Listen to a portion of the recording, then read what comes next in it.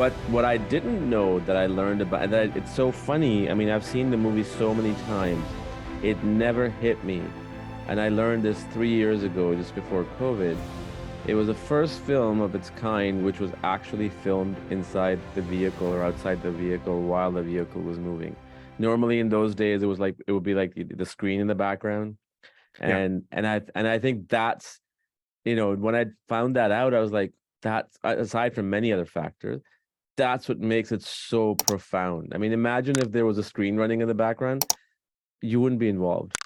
Well, it's interesting because I think Bullet had actually done some of this too. And because I think they used some of the Bullet rigs for Okay. Duel. Okay.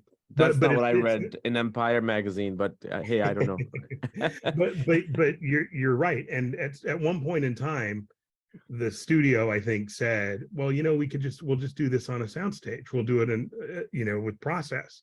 And Spielberg said, no, if you want to do it that way, I'm not interested. Yeah. We need to be out there. We need to be, in the real world. You need to see these man and machine, going head to head. And it makes all the difference. It really does. The fact that, and when you think about it, on the schedule that they were at, that they pulled this off and were able to kind of make it happen is all the more impressive. Um, it's interesting to note for those extended scenes, they needed about 15 minutes of footage to pad it out to an appropriate theatrical running time. Mhm. And Matheson wasn't involved in that. Spielberg basically, he had some ideas and George Eckstein had some ideas. There's a phone call with Dennis Weaver's wife at the beginning, which is kind of a throwaway scene. There's the famous scene where there's the busload of kids that he helps, which I think is a great scene because it ends with the truck, who you think is going to do something menacing, kind of ending up helping the school bus of kids along on their way. Yeah. And then there was the one scene where the truck kind of pulls up behind he and his car at the railroad tracks and kind of pushes him towards the train. And a very interesting thing, Matheson didn't like that scene. And the reason he didn't like that scene is he felt that the truck shouldn't actually touch the car until the climax. He felt that kind of took away from some of the menacing nature of it, because it's like the truck actually, pushes him, and then he kind of gets away right in time.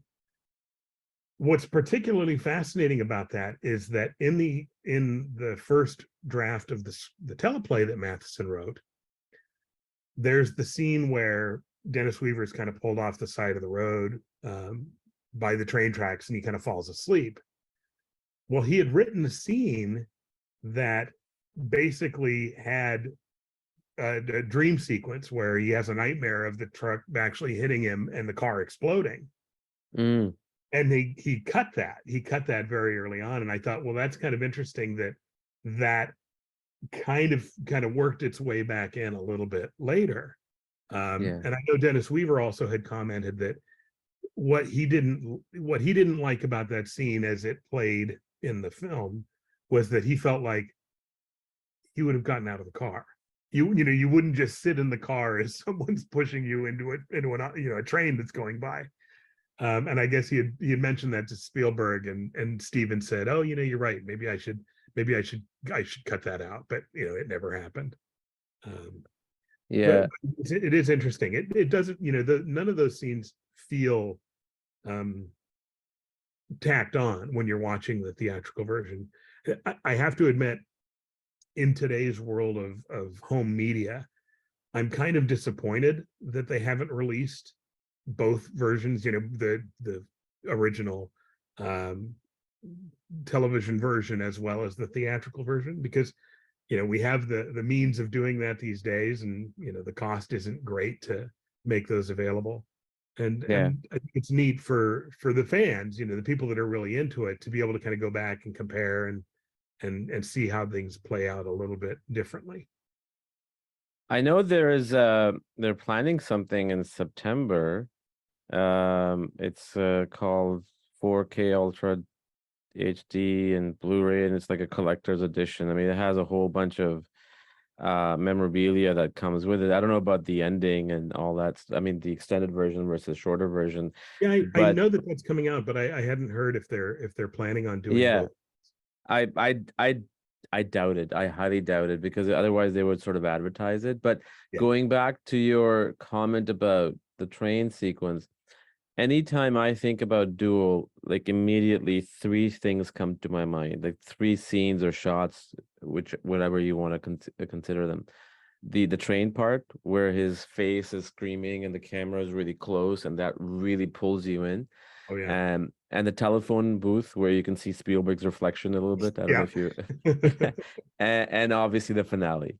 And I now that you mention it, I mean, from a realistic standpoint, yeah, he could have just jumped out, but I think that that scene really played for the rest of the film. It showed the antagonist what he is capable of and what he's willing to do, and that just sets the stakes so high that you're immersed and involved into the film.